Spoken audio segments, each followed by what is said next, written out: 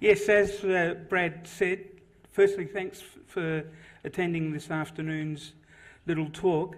I'll be talking about biological control and why it's not really the silver bullet that everyone thinks it is.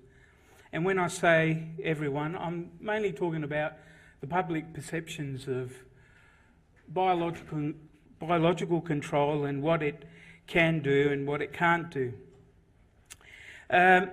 Basically, once a biological control agent's released into the environment, the public, the landholders think, that's it, I don't have to worry too much now, I can just relax and have a cup of tea. Unfortunately, that's not the case, and a lot of it has to do with education on our part, with landholders and landholder groups, through the use of NRM officers around the place. And as part of this stage of education, primary industries will be employing 4 pest coordinators through a federally funded project that will take about 2 years. As part of the coordinators that will be employed, there will be 1 deer coordinator, a rabbit coordinator, and 2 weeds coordinators. So what is the role of the coordinator?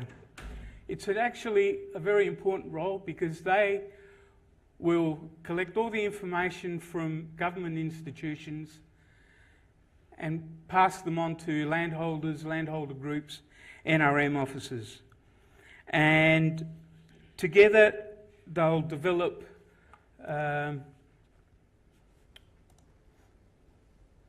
training programs, mentoring programs to create the next generation of pest control agents. They'll also run workshops to improve coordination across groups. You know, South Australia's got a huge landscape, a varying landscape, and what works for one group won't work for another. So that's part of their role, to coordinate work on various pest controls. They'll also facilitate and target funding opportunities as well as promoting their achievements. So, what is biological control? Basically biological control is the reduction of a pest population by a natural enemy. Now this natural enemy could be a nematode that's used against millipedes, it could be an insect against various weeds, and it could also be a virus, as the case with rabbit hemorrhagic disease. The important aspect of biological control is that it's one part of a bigger picture. So it's like a motor car. Biological control could be the petrol. Without the petrol, you haven't got the full impact of the car's role. So what are the advantages and disadvantages of biological control or biocontrol? Basically, it's pest specific. So once a biological control agent is targeted, there's a lot of host specificity testing, and once it's released, scientists know that that's the target organism. For example, rabbit hemorrhagic disease only affects rabbits. It's self-sustaining, so once you release it, it stays in the system. It's cheap after startup. So once it's released, there's not that much financial burden unless you're looking at, monitoring research to see what's happening with the populations. And it works most of the time. Some of the disadvantages, it can fail. Once you release a biological agent out in the field, you can't get it back. And sometimes it doesn't work as well as people think it does. The classic example is the cane toad. But science, being an evolving process, has gone through a lot of changes, and so basically there's a lot of checks and balances that are made before the biological agent is released. It's a slow process, and that's because of the fact that once you've found an agent, to the time that you release it, there's a lot of work going into host specificity testing. You have to collaborate with industry groups, the general public, and see, what concerns they have. It's expensive at startup as well. There's a lot of cost involved, and it's more to do with the research and development side of it once it's released. And it doesn't completely destroy the pest, which comes to the point of, if you're a biological control agent and you kill all your host, well, you're effectively killing yourself. So it doesn't want to get rid of the whole pest. So I'll give some examples. In particular, I'll be talking about rabbits and also silverleaf nightshade, but in particular rabbits. So as you can see on this slide here, we've had some biological control agents with Mixo and RHDV2, and you can see rabbit populations decreasing after the initial impact of the viruses, and generally speaking they do begin to increase. But the important thing that this slide illustrates also is that since the release of myxomatosis back in the 50s, over the last 60 odd years, the biological control agents against rabbits specifically have saved the Australian economy $70 billion, and that is in 2011 economic terms.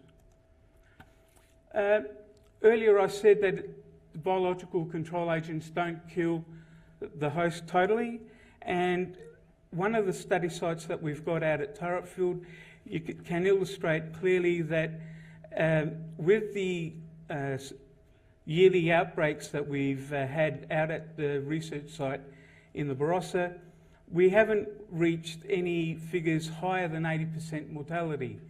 And for sustained rabbit control, you're looking at 95%. So there is this gap of 15–20% that conventional control programs are required. This slide that I've put in are basically rabbit numbers after rabbit hemorrhagic disease has gone through in red, and the follow-up work that was done with conventional control, be it warren ripping, poisoning, etc. And it was part of the Victorian Rabbit Buster program. And one thing I'd also like to highlight is that it's not about how many rabbits we kill, but it's how many rabbits that we don't kill that's the problem. So the conventional component to it is very, very important. The next thing I'd like to talk about is the silverleaf nightshade. It's one of the worst, well, it is the worst weed of national significance. It can decimate, I guess you could say. It normally reduces crop yields by 20 to 40%, but in parts of Eyre Peninsula, crop yields have dropped by as much as 77%. Back in 1985, it was targeted for control, and a leaf beetle by the name of silverleaf nightshade leaf beetle was detected, and in 2016 permits were were obtained to import the pest into Australia, and thus began the work on host specificity testing. During this time, there was a lot of work done with consultation with various groups, in particular horticultural industry, potato growers, etc. And there was a lot of specificity testing done here in Australia as well as in the USA. And unfortunately, one particular of potatoes was attacked by the beetle. So unfortunately, that as a biological control agent has now stopped, and they've gone back to the drawing board to find something new. I will give an example of successful programs using not only biological control but general conventional control, and this is a program in Macquarie Island, okay, where biological control, RHD, was released into the population, and back in 2011 they did the release, and then a couple of weeks later they did an aerial poisoning program, and they eradicated the rabbits. They haven't seen any rabbits there since 2011. Why was it successful? Whoops. Why was it successful? Yes, it was successful because there was a coordinated approach by the owners, landholders, and the officers there. They basically eradicated all the rabbits. They made sure that all rabbits in the area were subjected to RHD and the poisoning. Sorry, because of running out of time. And the other thing is they had committed teams that made sure that what their job was to eradicate the rabbits. That's exactly what they did. They knew what they needed to do. So the take-home message: biological control agents are only part of a greater management tool. Not all biological control programs work, and you do need conventional techniques. The maximum benefits are only obtained through integrated pest management, and that requires committed teams with local knowledge and working towards a common goal. And finally, pest coordinators, they'll be working with you, and for your community at the various landscape levels. Thank you.